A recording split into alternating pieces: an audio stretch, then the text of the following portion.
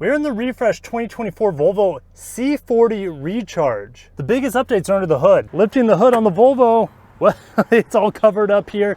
Do we have a frunk? The answer is yes, quite a big one. And we have a 4-prong charger in there, and you also have a traditional 120 volt. This will charge 10 to 80% in around 30 minutes or so at 200 kilowatts of peak charging. Let's close this, there's nothing to see in there. Let's talk about range here. So 297 miles of range is what you can see here on this updated rear wheel drive. That's right, a Volvo rear wheel drive EV here. I tested the XC40 Recharge, the updated one, just a few weeks back. And this is pretty much the same vehicle except with the the coupe crossover styling. So about 297 miles of range they claim here. I'll go ahead and do the calculations, put at the bottom of the screen what you would see on this 79 kilowatt hours of usable battery. If you get the dual motor, which is the way to go in my opinion, because you get 400 horsepower, turns this thing into a sleeper. 0 to 60 on that is going to be about 4.5 seconds. We'll do 0 to 60 here because I actually don't know what it's going to be. I'm going to guess around 7 seconds, but I got the drag meter in there to find out what 0 to 60 is going to be. But if you get the dual motor, the 400 horsepower model, not only do you get great speed, but you still have decent range. You only drop about 40 miles of range with the dual motor, but you gain a heck of a lot of performance in that pursuit. Now let's talk about the exterior styling here. Small updates for the 2024 model year. The Thor's Hammer LED headlights are just a little bit different. The daytime running lights, it's general design. We have 4 small LEDs up top and 1 large beam down below. You also have fog lights here. Now you don't have like a mesh pattern grille like you would have on the gasoline versions of the XC40. There's no gasoline version of this vehicle that I'm aware of. Maybe in other markets, but as far as I know, it's a battery electric only in this C40. As we come to the side, that's where the styling really stands out here with that sloping roofline. I think it's a gorgeous SUV or CUV, sport utility crossover, whatever you want to call it. This coupe style is fantastic, and it just gets more interesting as we come to the back here. Yeah, we kind of have this dual spoiler going on, a couple bumps over the edges that flows right into that D-pillar, that iconic D-pillar brake light. I think it looks really, really cool. And you have this second spoiler right here, Volvo. It's typed out there. You don't have the Volvo badge here on the back. That seems to be a recurring theme, especially with luxury brands. And instead of, it'll say like dual motor or twin motor here, it just says Recharge. So most of the badge goes empty on this. Of course, there's no exhaust tips here. We do have a 360 camera. We'll talk more about the camera here in a little bit. Lifting up the lift back, you will give up a tiny bit of cargo capacity compared to the XC40 Recharge, which is more the traditional boxy crossover compared to this more sleek. Oh, look at this, a good amount of underfloor storage, but you're not going to have a spare tire. If we go underneath, no spare tire underneath. 60-40 split with a ski pass through. We're going to close this down. Of course, that's automatic. We're going to get in the back seat. I haven't sat back here yet, but my kids have been driving to school. They like this. They had their choice between this C40 to ride to school this week and the Dark Horse Mustang, and this is more comfortable for them, go figure. Soft touch materials here on the top. It looks basic, but it is nice. It feels nice. The materials are quite impressive, and it needs to be. Now we have the wool blend seats here that are iconic to Volvo. Absolutely great for hot weather. They don't come ventilated even in the front, but they do breathe quite well. And you do have automated lift down headrest here on this Ultimate trim. Getting on the inside, a couple vents back here, heated outboard seats, which it's 95 degrees right now, don't need that, and USB-Cs here on the back. Mat pocket on each side, and this is a detriment for this time of the year for me. It's a gorgeous glass roof, but I need an additional shade here because this thing turns the car into an incubator for me here in Florida. So yeah, I wish I didn't have it right now, but there's nothing I can do. There's no automatic cover, and that is a big miss in my opinion. I get that this vehicle is built somewhere, it's probably in Belgium. I was gonna say Belgium or Sweden, but yeah, Belgium, just like the XC40, which doesn't come as a surprise. We do have memory seats here, Harman Kardon sound system on this Ultimate grade. It actually sounds pretty good. And these topographical design elements that are on the doors and the dash, they do light up. And I need to turn this car on, and there's no button. every time you leave the car, even if you leave the key in here, it still knows, and there must be a seat sensor because it turns the car off and AC turns off. So I gotta blast it because I'm sweating so bad right now, and it doesn't help that I have this magnifying glass. All right, so dash material is very, very nice. Digital MID here. Unfortunately, this MID, if I put it into drive here, it's not very customizable. It wants me to buckle up, but because I just put it into drive, so maybe I'll put it into park here. All right, so, oh gosh, so many notifications. If I turn this off, it's just blank, and the only other customization is pressing the circle button, which will tell me my efficiency. So at 27 kilowatts per 100 miles, it's not quite 300 miles of range. In the mid 50s to low 60s where this thing markets at, what do I think about the materials? The materials are good. I just wish I had more contrast. This is all black, and at night this looks cool, but during the day, so much glossy black going on. I do like the crystal shifter here, which is fantastic, sourced from Sweden, but I want a little bit more, and it does feel a little dated at this point in time. And this Ultimate does come with a 360 camera, and I would have traded the 360 camera every day of the week if I had a digital rear view mirror. And I apologize for the mirror being dirty. I tried to clean it. It was just a little dirty, and I tried to clean it. I made it 10 times more dirty than what it originally was, so I don't have any like microfiber cloths on me. But anyways, I have to tilt the mirror almost all the way up so I just see the sliver of the back, because otherwise if I tilt it down, all I can see is about 20 feet behind me. And this I can see maybe 100 feet behind me. It's still not good visibility. So I'd rather give up the 360 camera for a digital rear view mirror, and Volvo says tough luck. So this is a deal breaker for so many people out there. So anyways, I'm gonna move on from that. We do have adjustable thigh extension here. Love that. These seats are just gorgeous, very, very comfortable. And even sitting here in the incubator, they are not hot. So well done, Volvo there. And there's no buttons for climate control. This is pretty typical Volvo. If you want climate control, you press the bottom button. And automatic does a pretty good job, but I have to override that quite often due to the extreme temperatures I'm dealing with down here in Florida. Wireless charger down here. Couple cup holders. I have my drag meter, which we're going to test at 0 to 60 here in a little bit.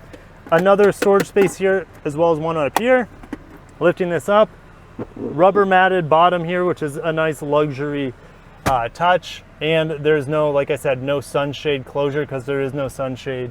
And then this is a bit awkward because I was driving this morning. See how much this is curved? The sun was coming up over here, so I had to like move my head over here. So anyways, pretty simple vanity mirror, and let's go ahead and get on the road. Pretty good turning radius here. And speaking of the steering, I can adjust it for different firmness. Go into the settings here. I can play with these different safety features, but also steering wheel firm or steering wheel not so firm. One pedal drive, you have that as an option as well. Volvo has great one pedal driving. I'm just not a one pedal driver most of the time, so I just keep it off. And there's no auto brake hold button in here. So what you do is you actually just smash the brake pedal, and then you have this little H emblem for auto brake hold, and I can get off the brake pedal as cars go by, or if I'm stuck at a stoplight or whatever. So that's the override that I found out on the XC40. And yeah, we have about 310 pound-feet of torque and around 248 horsepower, somewhere around here in this single motor rear wheel drive model. Which makes the front end feel quite a bit lighter than the dual motors I've tested in the past. But I would still trade the single motor and its supposed efficiency for the brute force of the dual motor, which in my testing is pretty close to the efficiency of the single motor. Now the benefit here, like I said, if you go single motor, you get an extra 4 kilowatt hours of battery or so. They're able to slot another battery module in there, where you know the dual motor front motor would be taking up that space.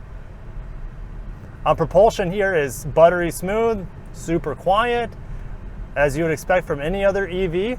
But I'm going to get over here, let this Subaru, I think this might be a Legacy behind me, rest in peace Legacy, and I'll let them go by, and we'll do a quick 0 to 60 here and just go.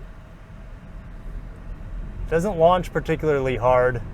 starts going pretty hard at around like 35. 0 to 60 there in 6.42. So there you have it, 6.42. That's faster than like the 7 or so I was estimating. Well done, well done. Not bad for around 250 horsepower. So there you go, 6.42. And what's the responsiveness like once I'm going about 45 right now, pedal down? Oh yeah, oh baby. That's what electrification is all about, that instant power response. When you want it, it gives it right to you in 100% glory. You're not waiting around for the downshift or the transmission to respond. You're not waiting for the engine to get peak power, peak torque, or anything like that. It's just there. And even on paper, it's not very impressive, about 250 horsepower or so and 310 pound-feet of torque. But man, it is noticeable when you need it. Even though there's a panel roof in here, I have a good amount of headroom. I have good shoulder room. I don't feel cramped in here at all. Ride quality, let's talk about that real quick. Well, I don't get a lot of road noise, which is great, and I don't get hardly any wind noise. So in terms of a luxury point of view, it's great in terms of sound suppression, but it does fall short a little bit in the ride department. And this goes back to Volvo for a long time, ever since I started reviewing them. They're pleasant 90% of the time on pavement, and then you'll hit something in the road that shouldn't upset the vehicle, and then it just feels a little less premium. But most of the time it feels great in here. When my girls first got in this, they're like, this is like the van. I'm like, what do you mean by that? Well, they're like, it's just really smooth. I'm like, okay, I can see that. Yeah, so it's minivan-like in terms of smoothness and operation, I guess you could say, according to my daughters.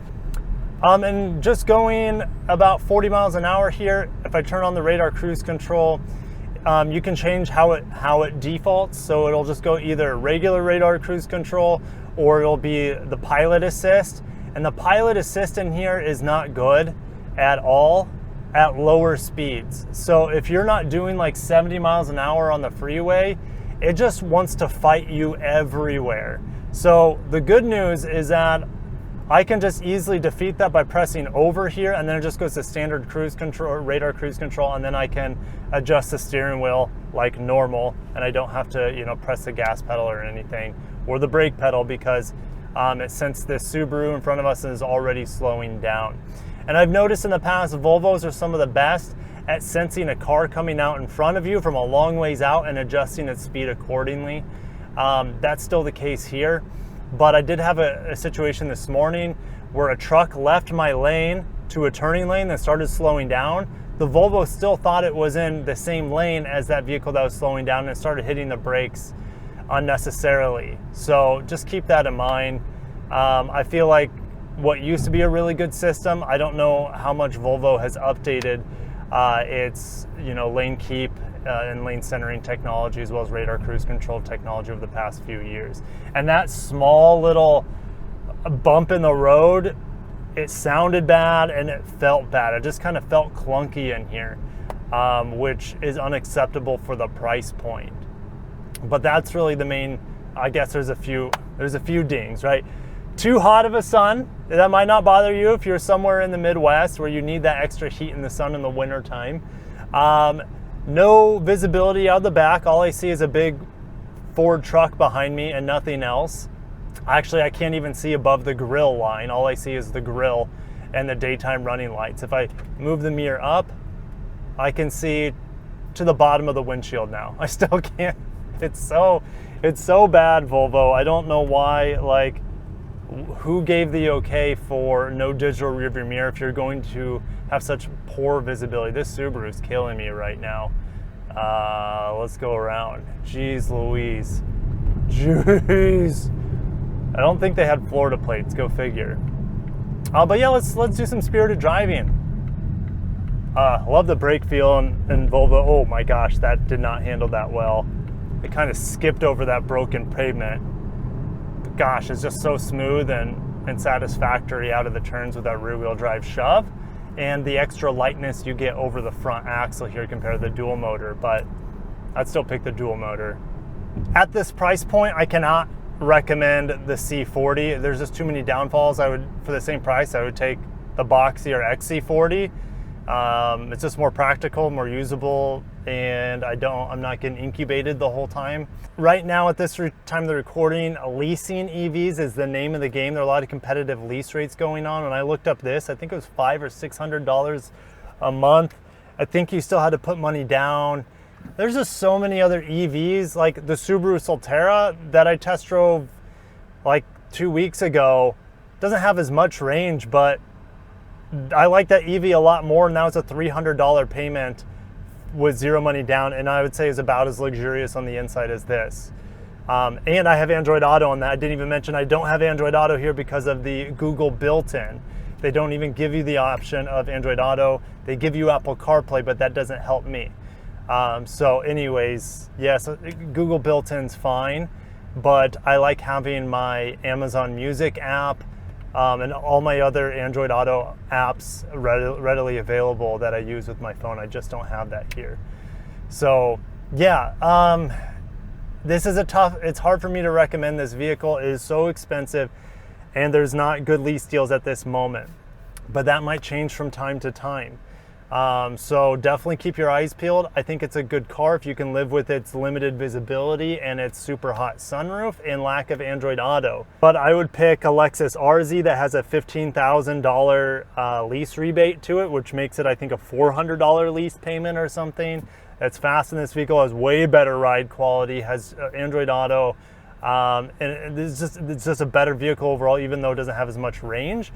I see all the EVs nowadays is pretty much just city cars or just short distance trips. So I'd pick an RZ over this. I'd pick an Ioniq 5. I would pick a Subaru Solterra / BZ4X because the lease prices are dirt cheap on them. There's just a lot of other options out there that give me a similar, if not better, experience for less lease money. So Volvo, gorgeous car, great performance. And I still, even when I get into the throttle hard there, I have a bit of a powertrain shuddering going on. I didn't have it there, but I had it at a little bit lower speeds, and I did feel it on my 0 to 60. I didn't know if it was the terrain, but I'm on a completely flat road now. And yeah, you have a weird like reverberation going on heavy throttle inputs. So Volvo, love your car. It's just not good enough for the price. So I'll end it there. What do you guys think down below on the C40 Recharge? It's gorgeous. My wife loves this paint color. I like how it looks, but there's just too many downfalls for the price. I'll catch you guys in the next one, and make sure you subscribe for more Volvo updates. I will be driving one of my favorite Volvos, the XC90 Recharge. Oof. That is a plug-in hybrid, unlike this fully electric. So stay tuned for that, and I'll catch you guys in the next one. I can't wait also. It's a big year for Volvo. I know I'm running on. EX90 is coming out, which will be so much better than this, but it's a 3-row. It'll be a lot more expensive, but still, it'll be a lot better than this. EX90 is coming out this year, as well as the EX30 has just come out, and I haven't test driven it. I previewed for you guys that vehicle when I was in Japan. I stumbled upon it in Japan, which was pretty cool, on a right-hand drive model. But yes, I will test that one soon-ish, hopefully, fingers crossed. Well, I'll catch you guys in the next one. Have a good day. Peace.